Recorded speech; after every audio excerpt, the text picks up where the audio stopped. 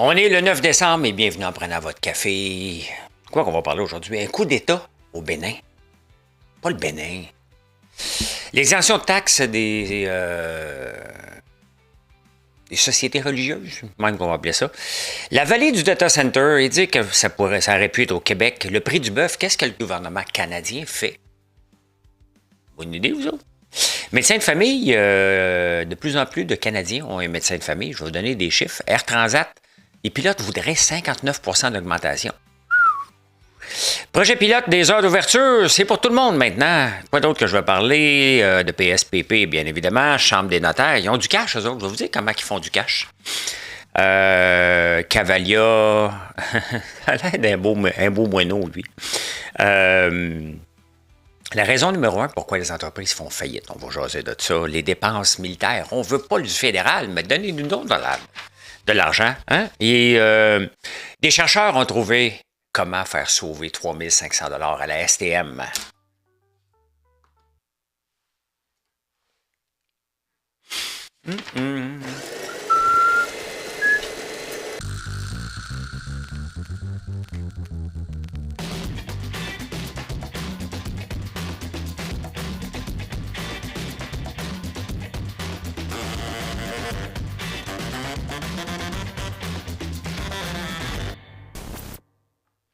Ben oui, si des chercheurs le disent, hein? Donc les chercheurs, c'est de la sommité. On invite souvent des chercheurs à commenter l'actualité, hein? Et en pensant que c'est une sommité, c'est vrai que c'est une sommité peut-être dans leur domaine, mais quand on regarde l'analyse d'un dossier au point de vue actualité, il faut le regarder dans un éventail plus large. Je vais vous parler tantôt d'une équipe de chercheurs qui ont fait une étude sur la STM, comment sauver 3500 $ par jour. On peut pas être contre ça. Hein? En attendant, merci pour les commandes, mais soyez patients. Soyez patients. Juste avant de rentrer ici en ondes, de commencer l'enregistrement, je disais des commentaires et une dame, on vend des galons de peinture. Bon, c'est pas... Hein? Ça peut arriver qu'il y en a qui soient bossés, on s'en occupe. La dame, on ne peut jamais y répondre. Elle se plaint un peu partout sur mes réseaux sociaux. À toutes les fois qu'il y a un petit problème, c'est pas la première fois qu'elle commande. Et elle commande, mais c'est pas la cliente la plus facile. Et elle nous bloque. Elle nous écrit un email, mais on ne peut pas lui répondre. Donc, il faut l'appeler, mais sa boîte vocale est pleine. C'est une agence de voyage.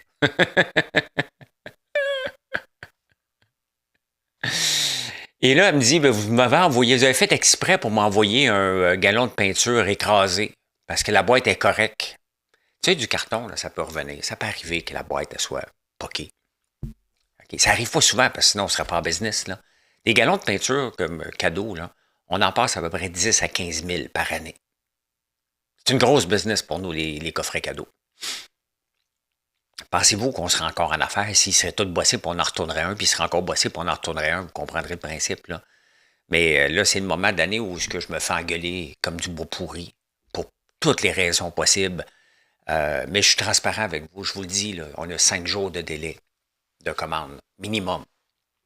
On fait tout dans notre possible, mais faites-vous-en pas. La dernière chose qu'on va faire, c'est un retour et répondre à l'email. Donc, quand on vous envoie quelque chose, il est en bon état.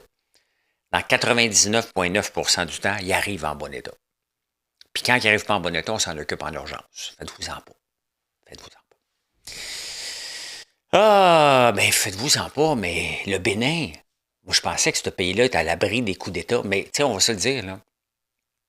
Et il n'y a pas grand pays, à part les pays du G20, mettons, qui sont à l'abri de coups d'État. Hein? Les pays africains, il y a toujours un coup d'État potentiel qui peut arriver là-bas. Mais il y en a eu un au Bénin qui est tombé dans l'eau. C'est un coup d'épée dans l'eau. Là. Ça n'a pas fonctionné. Mais on peut voir comment c'est fragile. Et tu sais, quand on fait de la business au point de vue international, tu sais, moi, je veux aller m'installer au Bénin, mais là, je vais ouvrir une usine de transformation d'huile d'arachide là-bas et d'avocat. Ben, oups, ça prend pas de temps, là. Regardez, moi, je vous parle comme investisseur potentiel. Est-ce que j'ai le goût d'y aller en ce moment? Considérant, excusez-moi, je regardais quelque chose. Considérant que, oups, il y a de l'instabilité, il y a le changement de premier ministre qui s'en vient. J'ai été, c'était stable, je veux bien y retourner, avec plaisir, parce que j'aime ce pays-là. Mais comme investisseur, est-ce que je vais y aller? Mais non. Je vais attendre. Donc, je vous dis ça, puis attention, là, je fais une grande parenthèse. L'insécurité engendrée par Paul Saint-Pierre Plamondon. On s'entend qu'il n'y aura pas de coup d'État ici, puis l'armée ne débarquera pas dans la rue de bord. De toute façon, si on est un Québec indépendant, il n'y a pas d'armée pour le moment.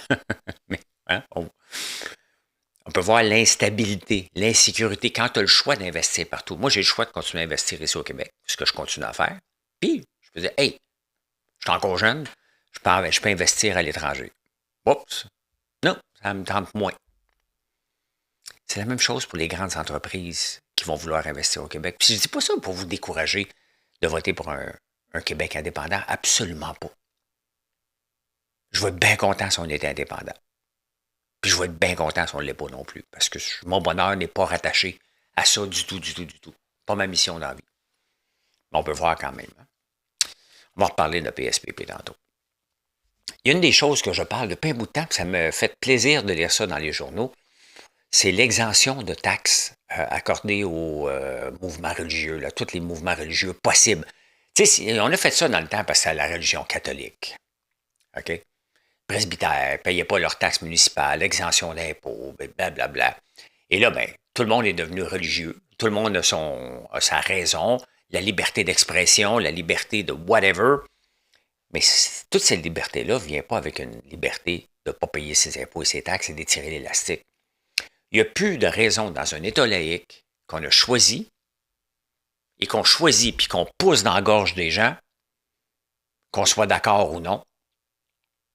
Il y a encore moins de raisons de donner des crédits d'impôt et d'exemption de taxes à peu importe la religion. C'est ça qu'on a choisi au Québec. C'est ça que ça va être ça. Les églises, pendant des années, là, regardez les monuments des églises qu'on a au Québec et un peu partout. Ça s'est financé sur le dos du Vatican. Le Vatican a ramassé l'argent de tout ça. Là. L'Église catholique, ça va jusqu'au Vatican. Ils en ont de l'argent, eux, qui payent. On n'a pas à payer ça. Puis toutes les autres non plus. Il n'y a aucune raison. On est un État laïque. Ça prend du courage, ça. Demander à une femme voilée d'enlever son voile, ça ne prend pas de courage. L'opinion publique, puisqu'on est au Québec, elle va être derrière les élus municipaux. Ah! Couper les exemptions à l'Église catholique, attention, là. Pas la même chose, hein, c'est pas le même vote. Il faut le faire. Et toutes les autres. C'est 300 millions là, au total. Là. 166 millions pour les municipalités, mais plus les autres congés de taxes, là, on parle à peu près de 300 millions. Et c'est pas une question de millions, c'est des pinottes, 300 millions. Là. Question de principe. On est un État laïque, il n'y a pas de raison qu'on leur donne un crédit d'impôt. Zéro. Zéro. Je peux partir une religion demain matin, moi. Avoir ma maison comme lieu de culte. Probablement que la municipalité ne voudrait pas, mais ce serait mon presbytère. Mon endroit où je vis. Pourrait.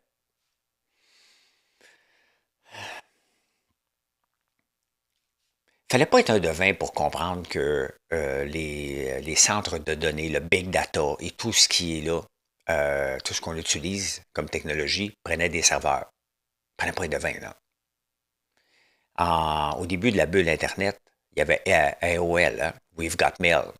Eux autres sont près de Washington, D.C., donc c'est installé dans ce coin-là pour leur data center. Ça prenait un data center dans ce temps-là. Et les autres technos sont arrivés, se sont installés là. Résultat, il y a dans une communauté de 40 000 habitants. C'est pas gros, 40 000 habitants. Là. Regardez au Québec, c'est tout petit. Là. Mirabel, peut-être? Peut-être même plus de gens que ça à Mirabel. Là. Vous voyez comment c'est petit. 70% du trafic mondial d'Internet passe par là. On parle de l'an 2000. On est en 2025. On a dormi au gaz au Canada. De refuser d'utiliser, de vendre d'électricité à des centres de données. 152 centres de données dans la vallée, il appelle ça la vallée du data center, Washington, D.C. Là, on essaye, le François Legault dit hey, « Moi aussi, j'en veux l'intelligence artificielle. » C'est pas comme ça qu'on boit un peuple en disant « Mais moi aussi, j'en veux. » Il est arrivé en retard solide sur la filière de batterie que personne ne voulait, de toute façon. Et là, est-ce qu'on va être capable encore? Des data centers, ils vont en avoir pour 100 ans. Là. Est-ce qu'on a manqué le bateau? La grosse manne? On serait riche à craquer. même François Legault ferait juste parler d'indépendance. Le Parti québécois n'aurait même pas sa raison d'être, tellement on serait riche. Il refuserait qu'on continue d'envoyer de l'argent à Saskatchewan ou Manitoba qui en aurait besoin. La péréquation, on ouvrirait nos veines. Là, on se ferme la trappe parce qu'on reçoit beaucoup de tarifs de péréquation. Là. Mais la minute qu'on va commencer à en envoyer, ce qui n'est pas le cas, là, on n'en enverra jamais de la péréquation avec le modèle québécois actuel. Hey, c'est pas négatif, là. Si on veut améliorer une situation, il faut être réaliste. Fait que voilà. Pendant ce temps-là, toutes les fois que je vois le chercheur en chef, là, avec son nœud papillon, là, qui joue au scientifique, puis il n'est pas foutu de dire au gouvernement, tu vas investir depuis 25 ans dans les data centers. Là. Hey, c'est pas long, c'est pas difficile de créer de la richesse. Là. C'est pas difficile. Nous autres, la vallée du data center devrait être dans le Grand Nord. Entre la baie James et la baie d'Outillon. Voilà, on vient de créer de la richesse en tabarnouche. Hey, le prix du bœuf a augmenté de beaucoup, beaucoup, beaucoup, beaucoup.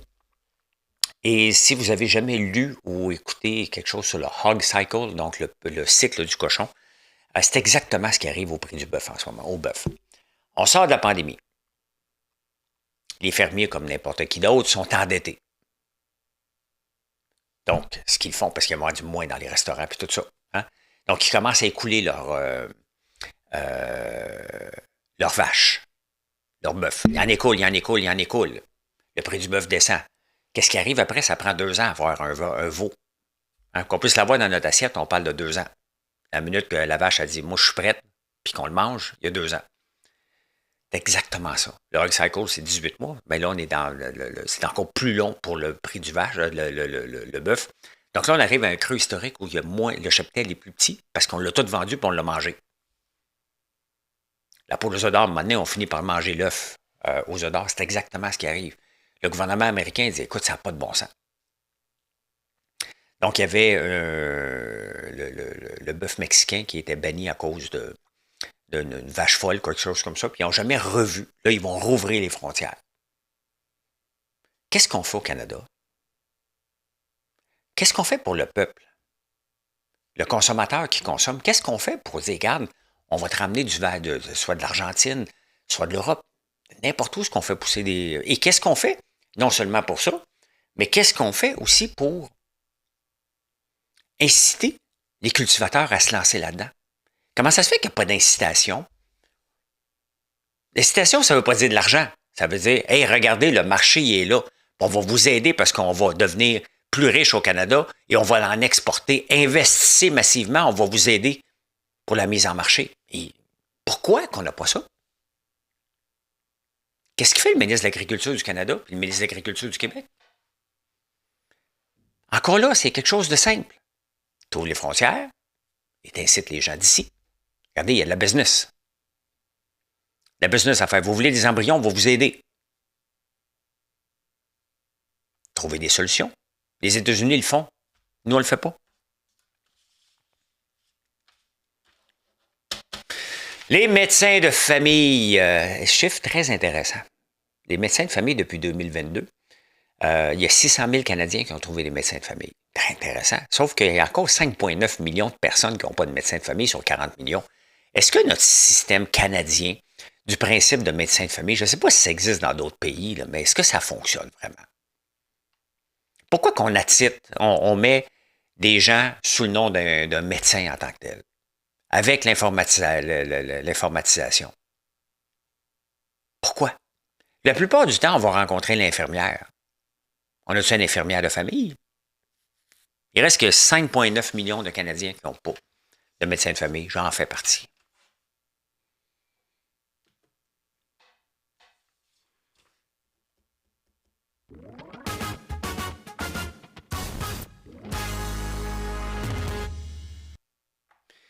Il y a des chiffres qui sont sortis en fin de semaine sur la grève d'Air Transat. Et Air Transat, les pilotes demanderaient 59 d'augmentation. Ils n'ont pas de convention collective depuis 10 ans. Et là, ils choisissent. Est-ce que c'est vrai le 59 ben, je ne sais pas si c'est du rattrapage. Si ils gagnent 59 de moins que les pilotes d'Air Canada, à un moment donné, il faut que la direction d'Air Transat mette de l'eau dans son vin aussi et dise OK, il faut qu'on fasse du rattrapage ou qu'on ne peut pas. Il y a deux choses. Soit qu'ils disent, ben, va travailler chez Air Canada, nous, on ne peut pas t'offrir ça. C'est ça qu'on va t'offrir, on ne peut pas. Et la réalité, c'est qu'ils ne peuvent pas non plus. Air Transat est cassé, bien raide. Ils sont dans le trouble financièrement. Donc, ils ne peuvent pas donner autant. S'ils donnent, il va falloir qu'ils augmentent les billets. Le prix des billets, les gens vont délaisser, puis ils vont aller ailleurs. Tout simplement. Ou ils vont moins voyager. En même temps, ça fait 10 ans qu'il n'y a pas de convention collective. Qu'est-ce qui presse, là? Avant Noël, de faire chier tout le monde encore. Ça fait 10 ans, là. Ça presse là, juste avant Noël, 2 semaines avant Noël, tu vas faire chier ceux qui payent ton salaire. Là, juste avant Noël, ça fait 10 ans là, que t'attends. Et là, je choisis le moment pour faire suer.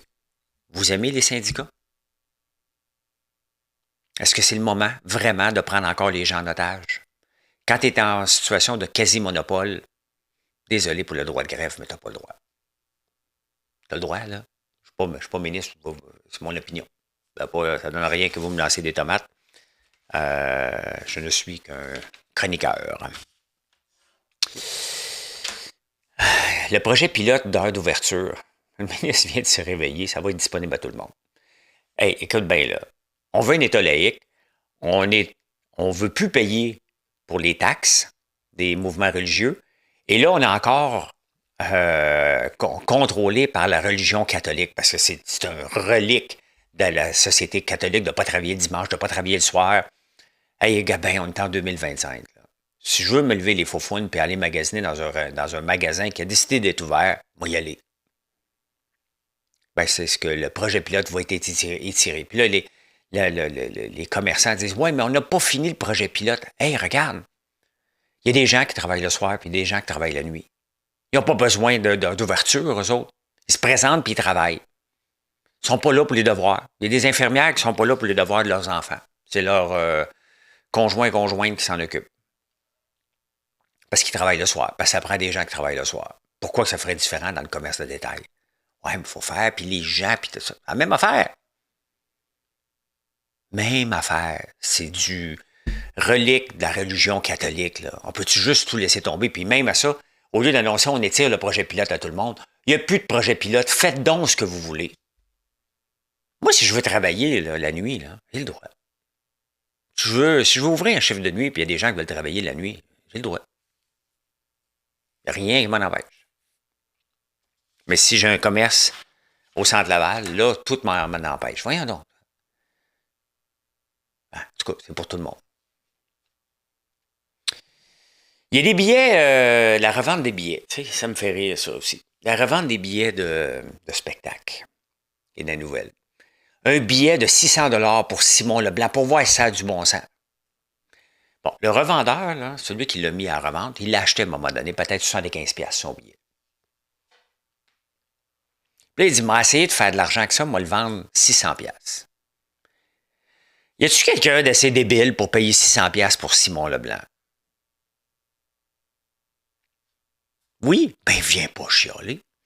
Si tu penses que toi, là, l'offre et la demande, si tu penses que toi, tu es prêt à payer 600$ pour aller voir Simon Leblanc, tu le payes. Mais qui va payer? Il est bon, le Simon, là. Mais c'est pas J-Lo, là. C'est pas Katy Perry avec Justin qui applaudit dans la salle, là. Puis ils vont monter sur scène après ça et nous faire un petit bisou, là. C'est Simon Leblanc. Si tu es prêt à payer 600$ pour Simon Leblanc, paye-le. Ça change quoi, Simon Leblanc? Ça change quoi au reste du monde? C'est l'offre et la demande. Quand j'avais des billets de saison du Canadien, puis qui perdaient tout le temps la dernière année, les revendeurs, le ticket à 10$, là, 10 minutes avant le spectacle, ils les vendaient. Là. Des fois, ils perdent de l'argent aussi. Est-ce que je suis pour ça ou non? Je m'en fous. Il y a des gens qui l'achètent, puis qui revendent, tout simplement. Je vous rappelle que dans la bourse, des fois, il y a des émissions des nouvelles entrées à la bourse de compagnies, des IPO, Initial Public Offering. J'avais juste le mot en anglais, j'essaie de traduire. Là. Puis des fois, ils le mettent à 10$, puis ça sort à 20$. Devrais-tu le limiter à 10$? La bourse est le jeu de l'offre et de la demande. Tout le monde, entre guillemets, joue à la bourse. Directement ou indirectement. Pourquoi qu'on limite Pourquoi qu'on n'imite pas ça? Ben voilà. Hein? La réinsertion sociale des détenus, et ça, c'est un sujet que je dois vous parler. Pourquoi? Parce que pendant 7 ans, j'étais sur le comité consultatif de la réinsertion sociale des détenus. Et une des choses, c'est que les détenus, ils peuvent apprendre à souder, devenir signaleurs, routiers, un paquet de jobs où que ça facilite leur travail. Donc, pendant qu'ils sont en dedans, 2 ans moins un jour, bien évidemment, c'est au provincial. Donc, ils peuvent se rien reformer pour être aptes à travailler. Tu sais. C'était payé 50% par la sécurité publique, 50% par les revenus qu'ils se font. Et l'ensemble des prisons, ben, ils ont 25 millions dans le compte de banque. Donc, c'est là-dessus que je participais, j'aidais, donnais mon opinion par rapport à ça. Et là, ben, ça chiale. Le gouvernement dit, ouais, mais il va couper 1,5 million. Il dit, ben, écoutez, ils ont ramassé 25 millions. Que les détenus se mettent ensemble, qu'un comité indépendant pour la réinsertion sociale, ça va. Sauf que avec les fonds autogénérants, ça sert des cigarettes, ça sert un paquet d'affaires, ils ont généré des profits qui ont été accumulés de 25 millions. Fait que le gouvernement dit, ben, prenez l'argent là-dedans, vous l'avez. Il n'y a pas de raison de monter une cagnotte jusqu'à 1 milliard, là. Ça n'arrivera pas, mais vous comprendrez que le gouvernement a raison. Il met quand même des ressources à disponibilité, là. Mais je suis d'accord avec lui. Et même si j'étais sur le comité, ben je le dirais, je suis d'accord. Pas de problème. D'accord, je suis en accord avec ça. Corps à corps avec toi, corps à corps avec toi, toujours. Allez écouter l'entrevue de PSPP, si vous ne l'avez pas écouté, tout le monde en parle, j'ai écouté ça. Ouais. PSPP qui fait toutes sortes d'amalgames. Ça ne me surprendrait pas que PSPP reçoive une belle mise en demeure. Une demande de poursuite pour ses attaques envers Radio-Canada. Ça semble être le cas. D'un côté, tu as Guillaume Lepage qui dit, regarde, la minute qu'on va me dire quoi faire, moi, ici, tu vas sacrer mon camp. Puis en même temps, PSPP qui dit, Radio-Canada est au service de l'État. Bon, il faut pas mélanger. Moi, je critique Radio-Canada, puis Radio-Canada continue à m'inviter. Je ne suis pas un politicien. Là. Je les critique régulièrement, comme je critique. Ben, j'ai une opinion sur tout. Je critique tout le monde. Ils continuent à m'inviter. Pourquoi? Parce que j'apporte des codes d'écoute. Puis je ne suis pas incisif dans mes déclarations. Je ne suis pas contre eux autres. Je trouve qu'ils ont beaucoup d'argent. Ça, c'est un fait. Mais lui, il dit, puisque vous recevez de l'argent, donc vous êtes au service de l'État. S'il y a bien quelque chose qu'un journaliste aime bien dire, c'est, regarde, je suis indépendant. Et ça, sincèrement, tu ne peux pas faire des amalgames comme ça, PSPP. Les artistes ont le droit de dire, hey, ben, bienvenue, Mark Miller, ils ont besoin d'argent. Puis il y a de l'argent qui vient du fédéral. Est-ce que les artistes sont à Plaventerie? Non. C'est lui que le gouvernement a mis pour dealer avec. Il deal avec. Nous, on a Trump à dealer avec. Est-ce qu'on l'envoie chef tous les jours? Pas le choix. Il faut vivre avec. PSPP n'a pas la stature d'un homme d'État. Il a le droit de vouloir se séparer, mais tu sais, on peut vouloir se séparer sans vouloir la chicane. C'est sûr, c'est un avocat de formation. Lui, il voit des séparations comme des chicanes. Hey, on va faire de l'argent, il y a une chicane dans un couple. Pas ça. Si on se sépare du Canada, est-ce qu'on est obligé de le faire dans la chicane? Est-ce qu'on est obligé de préparer la chicane? Pourquoi? Le fédéral n'a pas tous les mots, là, puis je suis un souverainiste endormi. Je ne suis pas endormi, je suis très réveillé, ça ne me tente pas. Pas le moment à ce moment. On n'est pas obligé de se séparer dans la chicane si c'est le cas. Pourquoi je débarque, que je décroche? Parce qu'il veut juste la chicane. Puis il ment. Pas le Saint-Clair de Lamondon. Les géants du web, là, sont là pour nous offrir un service. Si je décide de ne pas mettre une pub dans un journal, c'est parce que c'est pas rentable pour moi. Je vais la mettre sur les réseaux sociaux. J'en mets pas de pub. Ce que je fais sur les réseaux sociaux, je fais exactement ce que je fais là. Je vous parle. J'entretiens un lien avec vous. C'est tout ce que je fais. Je ne vous demande rien. De temps en temps, je vais placer mes produits, puis c'est bien normal. C'est comme ça qu'on fait affaire. Ben, des plateformes de réseaux sociaux, c'est ça qu'on fait. En pouvant parler à nos gens. Je ne suis pas tout seul, là. Ça ne veut pas dire parce que on ne paye pas de pub dans un journal, ce qui aurait été le cas il y a 30 ans. On n'est plus là, là. Géants du web n'ont rien volé, ils ont mis des outils parce que les clients en voulaient des outils. Moi, je peux bien sortir tous les produits que vous voulez, là, que je veux. Si vous ne les voulez pas, on a perdu mon temps. Géants du web répondent à un besoin. Ils créent des besoins, puis ils se trompent des fois, puis ils en créent, puis ça marche.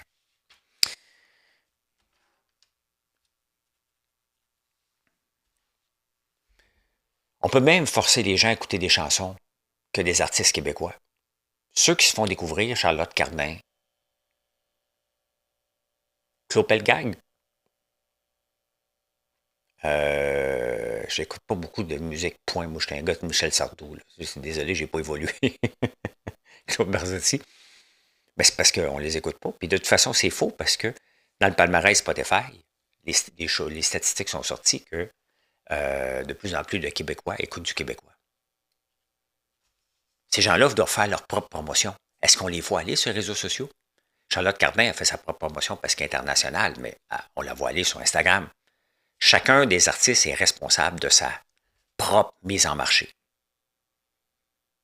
Si on ne les voit pas, c'est parce qu'ils ne sont pas actifs sur les réseaux sociaux. Ils ne nous montrent pas ce qu'ils vivent tous les jours. Les gens sont voyeurs, ils veulent voir du voyeurisme, ils veulent voir comment tu le crées ton album, qu'est-ce que tu fais pour déjeuner. C'est ça qu'ils veulent savoir.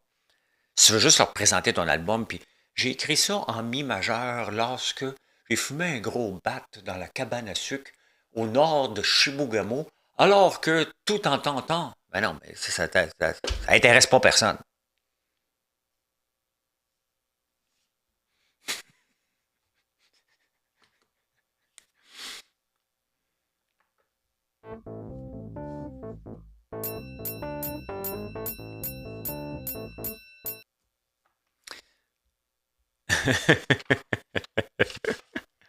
C'est un show qui est un petit peu plus long que d'habitude parce qu'il y a beaucoup de nouvelles. Le mardi, c'est toujours ça. Le lundi, je cherche des nouvelles. Le mardi, j'en ai trop. Puis j'ai le goût de jaser. Donc, vous pouvez. Bon, ça flash, c'est. On flash les lumières. Parce que ça a un impact sur. Ça a un impact sur ma chambre. Hey, la chambre des notaires. Bon, moi, je suis allé faire ma lumière parce qu'il manque de batterie. La chambre des notaires a 311 millions dans leur compte de banque. Et j'ai été chez le notaire la semaine passée, puis justement, j'ai transféré des fonds de ma compagnie d'investissement au notaire pour acheter la terre de mon père à mes deux sœurs et mon frère. Donc, j'ai envoyé de l'argent. Pendant une semaine, le temps qu'on envoie l'argent, le temps qu'on se rencontre, l'argent est là. Qu'est-ce qui se passe avec cet argent-là? Ou quand vous achetez une maison? Il y a 2, 3 jours, 5 jours, une journée. Tu accumules tout le Québec qui fait des successions, tout le Québec qui fait des transactions. Qu'est-ce qui se passe? Ça fait de l'argent. Cet argent-là fait des intérêts. Les intérêts s'en vont en chambre des notaires. Et là, il se ramasse avec un 311 millions. De qui, ça? De qui cet argent-là? Est-ce que ça devrait revenir à nous? Ou à la chambre des notaires? La chambre des notaires, qu'est-ce qu'ils peuvent faire avec ça? Ben là, ils sont en train de faire des investissements. C'est notre argent, il ne faut pas l'oublier, là. Est-ce que c'est le rôle de la Chambre des notaires de commencer à faire des investissements, des fondations, puis tout le paquet d'affaires avec notre argent? Sans notre argent, ils ne font pas d'argent. On paye déjà les frais de notaire, là. On a payé les frais de la succession, j'ai payé les frais parce que c'est ma compagnie qui achète. Là. Tout ça, là. J'ai payé pour ça. Pourquoi qu'ils font de l'argent avec notre argent? Quand les entreprises, les chambres, whatever, vont trop loin, c'est là que le gouvernement doit devenir interventionniste. Parce que c'est pas normal.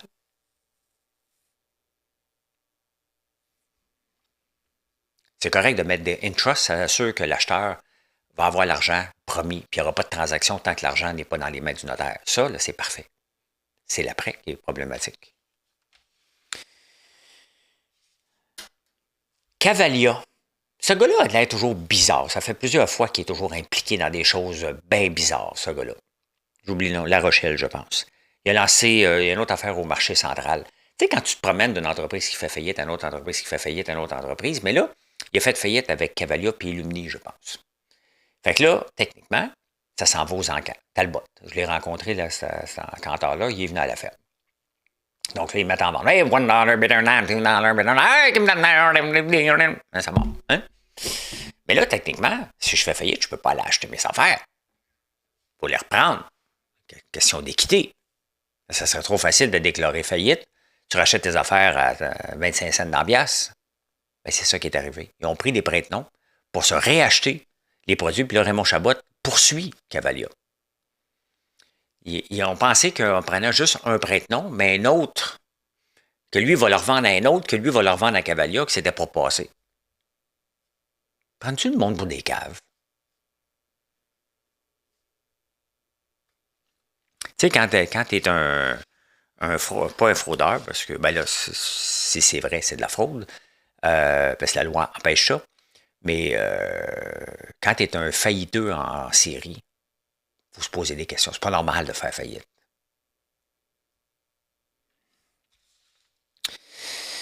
Hey, on va aller regarder la bourse un petit peu. Tranquille. Tranquille dans le rouge. Ben, c'est normal. Pourquoi? Parce que cette semaine, la Banque du Canada devra annoncer qu'elle ne touche pas à ses taux d'intérêt. Et les États-Unis, on attend beaucoup à ce qu'ils descendent les taux d'intérêt. Donc, là, la bourse est dans le rouge. Demain, ça peut être vert. Là, on s'en fout pas mal en ce moment. On est en sur place.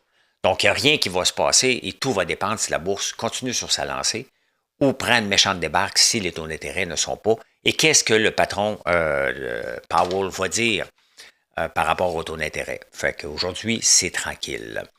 Et je voulais vous montrer Meta. Pourquoi Meta a monté beaucoup la semaine passée? Meta a monté beaucoup pour plusieurs raisons. Entre autres, ils veulent acheter des puces. C'est Meta qui veut acheter des puces. Il y a tellement de monde que c'est tellement incestueux le marché des puces AI. Là. Oui, ils veulent acheter le Google, c'est ça. Mais la grosse nouvelle qui est sortie pour Meta, c'est qu'il laisse tomber son Metaverse. Meta, c'était Facebook avant. Hein? C'était le nom de la compagnie, ça s'appelait Facebook. Et maintenant, ça s'appelle Meta parce que Zuckerberg avait décidé qu'on était pour vivre dans un Meta-univers. Univers. Avec des lunettes puis dans un monde parallèle. La 5e avenue à New York était déjà prévendue. On s'en allait là. Il a mis 71 milliards.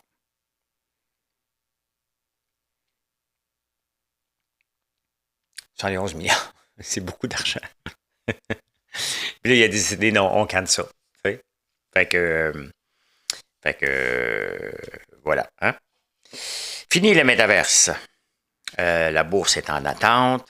C'est bizarre parce que le lundi, pour le show du mardi, quand je fais le mardi, les lundis, il n'y a comme pas de nouvelles financières. Hein. C'est pas une bonne journée pour annoncer. Les gens reviennent du week-end, n'annoncent pas grand-chose. Mais il y a toujours des choses intéressantes. Donc, on va regarder vite fait ITA. ITA qui est le fonds de la défense. J'en ai pas. C'est pas parce que je vous parle de quelque chose presque à chaque jour que je veux vous inciter à en acheter. J'en ai pas. Je suis là. OK, parfait. Donc, vous voyez, hein, depuis un an, de 147 à 203. C'est quand même une très, très belle performance. Hein? Je ne sais pas si ça donne combien en pourcentage, là. Mais ça a monté de 25%. Quand même très bon. C'est un fonds basé sur la défense. Donc, il y a plusieurs titres de défense là-dedans. Défense va bien. Donc, aussi au Canada, parce qu'on a annoncé qu'on était pour avoir le 5% de l'OTAN. Montant nos dépenses du PIB à 5% de l'OTAN. Donc, à chaque fois que notre PIB augmente, on va continuer à augmenter les dépenses sur la défense. Donc, techniquement, c'est un bord ouvert. Ce que Mark Carney a fait, c'est qu'on va devenir un acteur majeur. On va juste dépenser parce que ses premières choses étaient d'augmenter les salaires des militaires. Deuxième, acheter soit des jets de la Suède et ou de Lockheed Martin. Donc, rien du Canada. C'est juste de l'argent qui s'en va ailleurs. Puis au Canada, on a décidé de créer les mêmes militaires, on leur donne plus d'argent. Pas un militaire qui va se plaindre, là. Bien évident, mais ça coûte plus cher pour augmenter nos dépenses. Puis en même temps, ben là, on s'entend, c'est fédéral, ça. Et le Québec qui passe son temps à envoyer chier le fédéral tout le temps.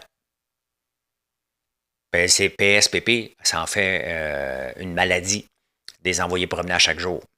Mais là, il y a 82 milliards en jeu de dépenses militaires. 40% des PME qui ont été sondées se disent au Québec, ben, je ne sais pas, moi, on ne l'a pas demandé. Tu veux-tu avoir des dépenses militaires? Ben, allez-vous acheter du popcorn pour les satisfaire. Si oui, je suis pas. Je veux faire partie du 5% moi aussi.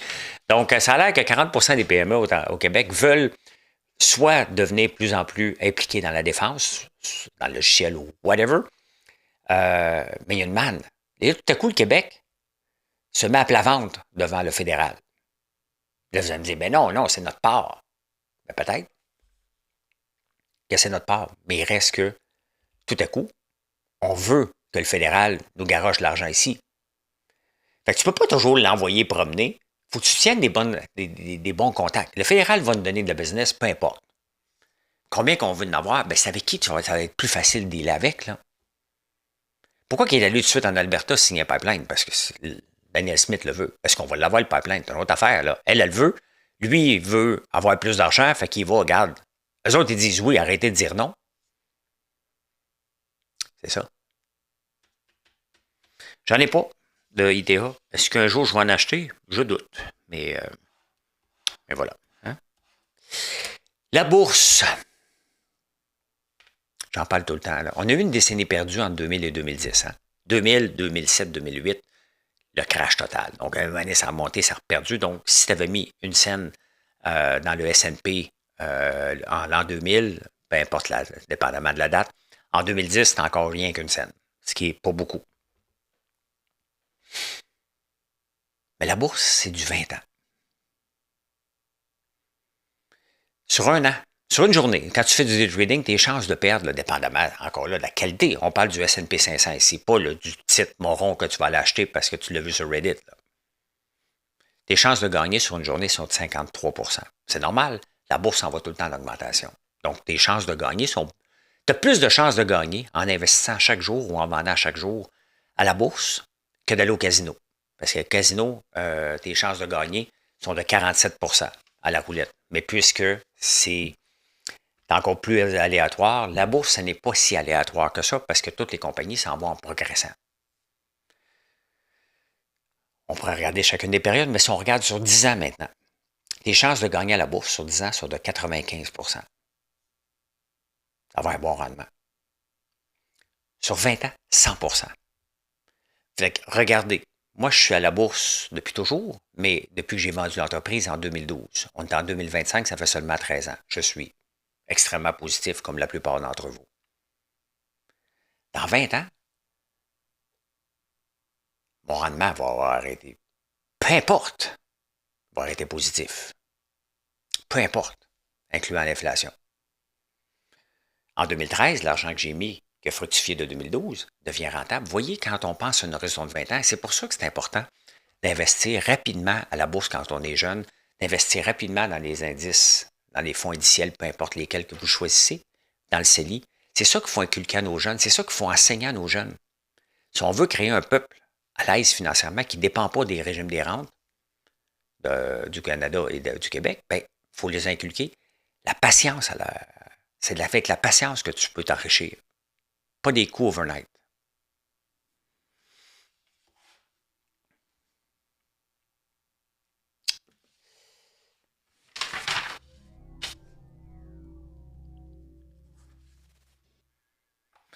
Je vous ai dit que des chercheurs avaient trouvé comment faire économiser 3500 $ à la STM. Ben oui, prenant des autobus électriques. Allô? 3500 $ de gaz de moins que si c'était le tarif électrique. Bingo, on vient d'économiser 3500 $. Ça, ce sont des chercheurs qui ne regardent pas combien ça coûte un autobus électrique, combien ça coûte faire un garage, quel est le coût d'opportunité de l'autobus qui est en train de se faire recharger, qui n'est pas utilisé. Pas encore!